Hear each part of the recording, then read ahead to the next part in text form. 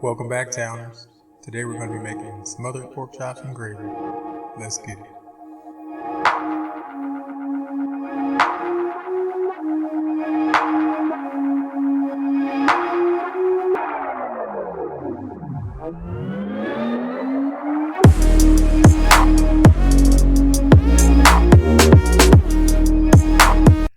Alright guys, to start off this recipe, we're going to start off by making our seasoning.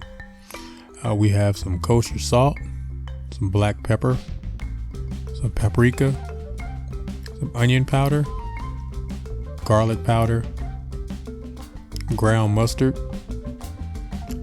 cayenne pepper, and some sugar substitute. We're going to mix all this together. For some reason I can't find my whisks. I need it for this to mix this up as well as to make the gravy, but my kids for some reason keep finding that and my strainer, and they're for some reason they're play toys, so we got to use this baby spoon here. But we have our seasoning and we're going to pour that over the pork chops and add it in some olive oil for the seasoning to stick. I feel like a DJ here, using one hand to mix the meat and then the other cross over to grab the additional seasoning. But after we season that up, we put in a skillet, put some oil on it and get that on some medium-high heat. Then we're going to add our pork chops to it. We have 4 pork chops here, so it's going to fill up this pan pretty well. Don't worry about if any of them are hanging over the side or anything. Just try to get them in as best as you can. This is a carbon steel pan, so it holds its heat well and it gets heat all over all sides of it. So once the meat shrinks down a bit, you'll be able to better fit them all into the pan. But if you have a big enough pan, that's perfectly fine as well. But we got all of the pork chops into the pan over medium-high heat, and we cooked them for about 3 minutes per side. Flip them over and continue to cook them for another 2 to 3 minutes, and then flip them back over.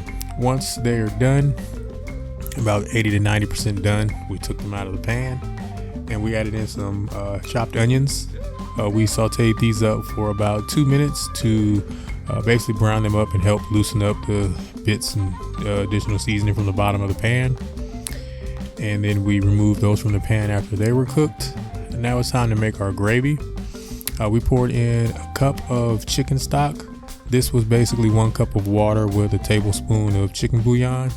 And we mixed that all together and poured that into the pan to help also loosen up everything.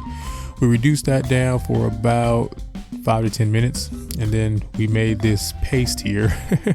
This is going to make our gravy. I know it looks weird, like a thick Greek yogurt consistency, but this was basically 2 tablespoons of heavy whipping cream, 1 scoop of unflavored whey protein isolate, 1 teaspoon of xanthan gum, and about 3 tablespoons of water. We basically once we mixed it up originally without the water, it was a very, very thick paste, and we just continued to add a tablespoon of water at a time until we got it to thick enough consistency to mix everything up, and that we didn't have any more lumps or powder clumps in the mix. And once we got that thick consistency, we basically just poured that directly into our gravy, into our chicken broth. And you see, this is what we got here. It separated immediately, but we just continued to mix it up and stir and to get for everything to combine. Again, I can't find my whisks. Thank you, children. I can't find my whisk, so I'm just basically using the slotted portion of the spatula to mix everything through and just continue to mix it up.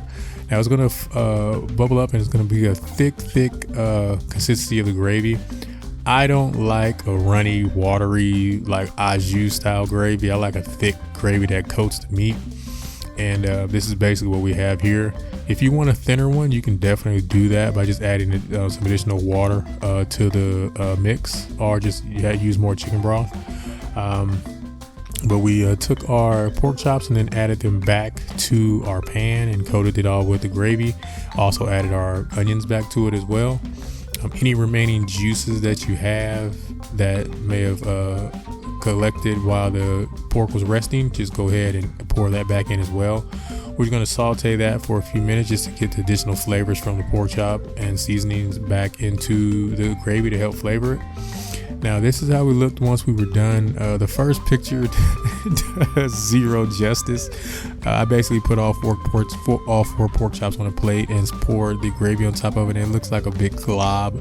But this is how it looked after we plated it with some broccoli and some cheddar jalapeno biscuits. This came out great.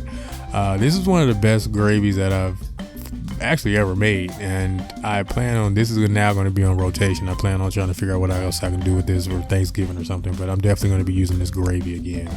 The pan drippings from the seasoning from the pork chop, along with the chicken broth and the onion flavor. The unflavored whey protein didn't affect the flavor at all. It didn't have any, it kept its floury consistency, and the xanthan gum helped to thick everything up. You also probably could use just less xanthan gum on yours if you want a thinner sauce as well, but to me this is perfect. This pork chop tastes great. We chopped it up and had a piece. You see my plate behind it. I remember to take a picture halfway through. I just moved the plate out of the way because I was murdering this plate. I was knocking it down. But this came out great. If anyone has any questions or comments, please feel free to leave them in the comment section below. And as always, thank you guys for watching. Enjoy.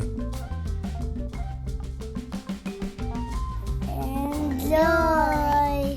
Please subscribe. Enjoy. Hey guys, as always, please like, share, and subscribe. If you have any questions or comments, please leave them in the comment section below. All menu items are listed in the description box. And thank you guys for watching.